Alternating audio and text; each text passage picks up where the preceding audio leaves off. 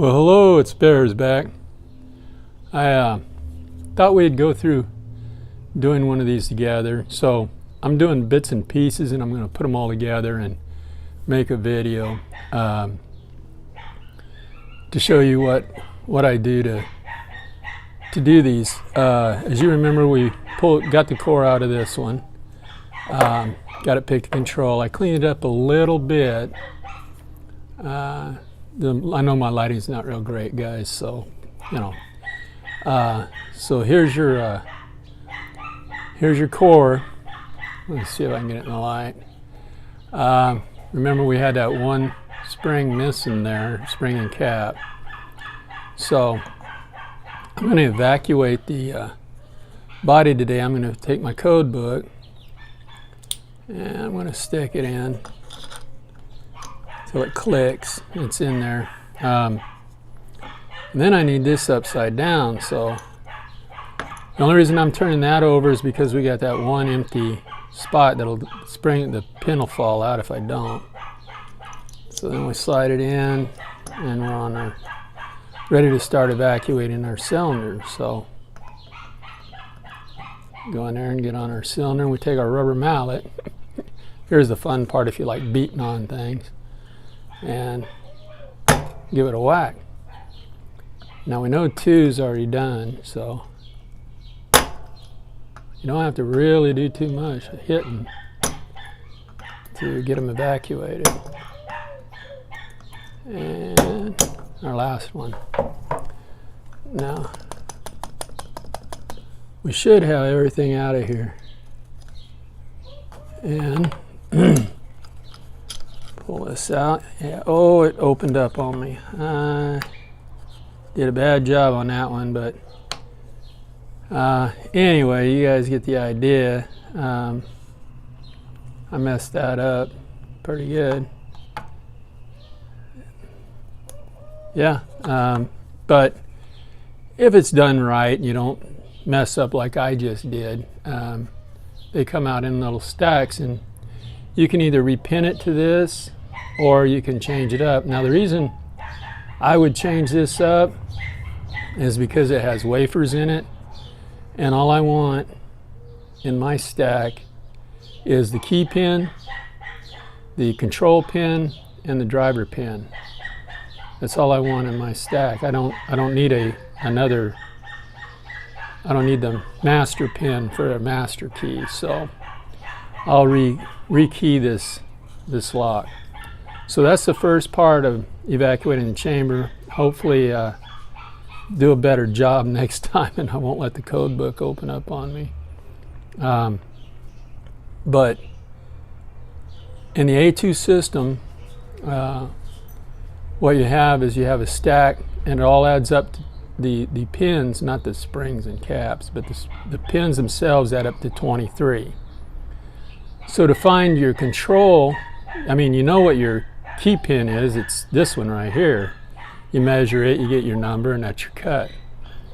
To find your control distance from the top of the key pin to your driver, you just measure the driver and get the code for it, which is maybe a 4 or a 5 or a 6, and you take that away from 13, and if you take 6 away from 13, you get a 7. Well, that's going to be your cut.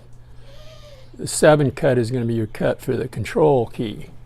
So all right, so that's our first part of this little demo, and I'll move on to the next. All right. Okay, now we pulled our pins out, and I've measured each one of these key pins, and I moved them around into a position that I think would be a good key. And here's I measured them against this, and it gives me my numbers for whatever size the key pin is. And here's my key numbers. Now that will be for my operating key. So I'm just going to throw out other numbers to do my control key. So I'm going to go ahead and change this one, put this one as a 5. I'm going to make this one a 3. I'll go with a 5 here.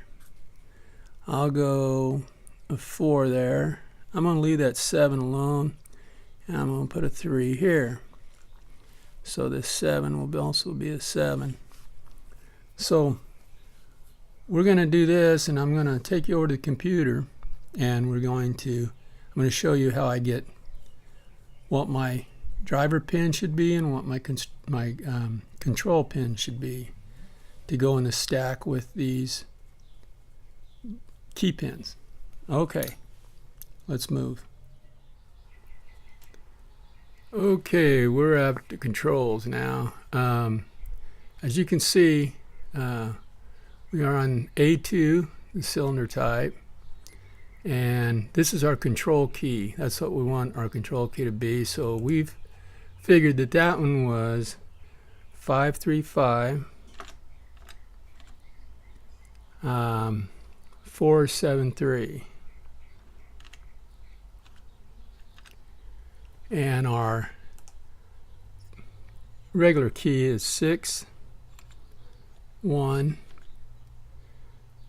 4 3 7 2. Now we hit show chart, and here's your chart. Here's your 6 1 4 3 7 2. That's your operating key. So it tells you you're going to have a 9 for your control key on this one, and an 8 for your master, or for your driver. So you're going to have your driver as an 8, your control is a 9 on top of your 6. And all these will add up to 21, or 23, I mean.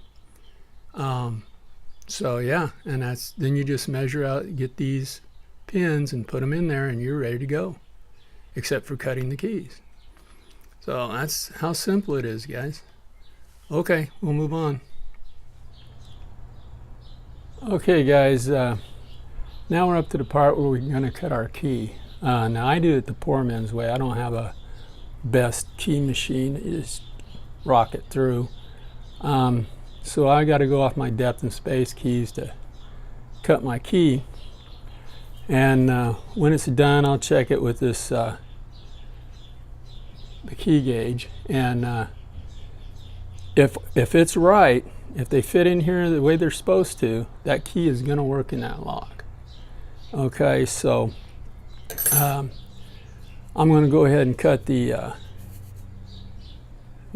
operating key. And what I recommend, if you have one of these older machines that you're doing this on, especially mine, I know mine pretty well, every time I change one of these keys out before I start again for a next depth, I go back and I remake sure that this and this are at the right depth, that this hasn't wiggled backwards or whatever, and now I'm going to cut way too deep, you know. So, and it's happened to me, so that's why I know to go and check it all the time. So yeah, I'm going to go ahead and cut the keys, and we'll go from there. All right. Okay, we're back, and we've got our keys cut. I'm not going to use the code book to load this because, you know, this is the first time I've ever really used this thing, and I've already loaded this to test it, which after a while, if you know what you're doing, you probably wouldn't have to. So I just put springs in on the chambers, hold them down, and I tested the keys so I could tell that they worked. And these are not the springs I'm going to use.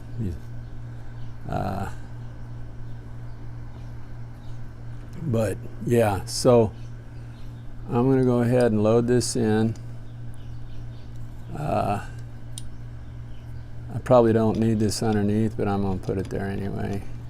Well, maybe I'm going to put it there anyway, just for in case it needs it. I don't want to break nothing, because this thing is not cheap, guys. I gotta tell you, it's not cheap.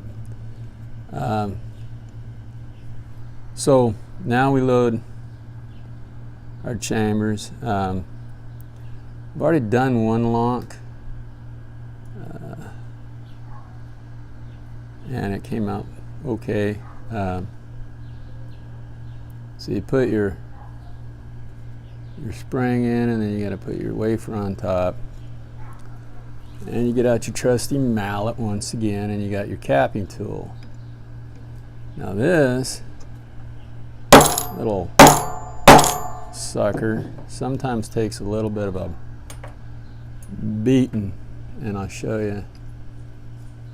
It is capped. I'm going to move these keys. That's why I've got another board instead of my tabletop. So now we go to 2.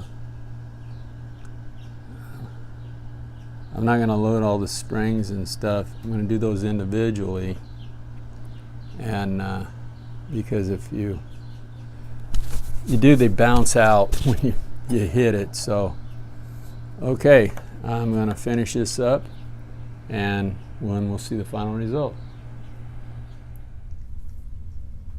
Okay, we finished capping our lock and our cylinder, and as you can see, it's back in. Here's our control key.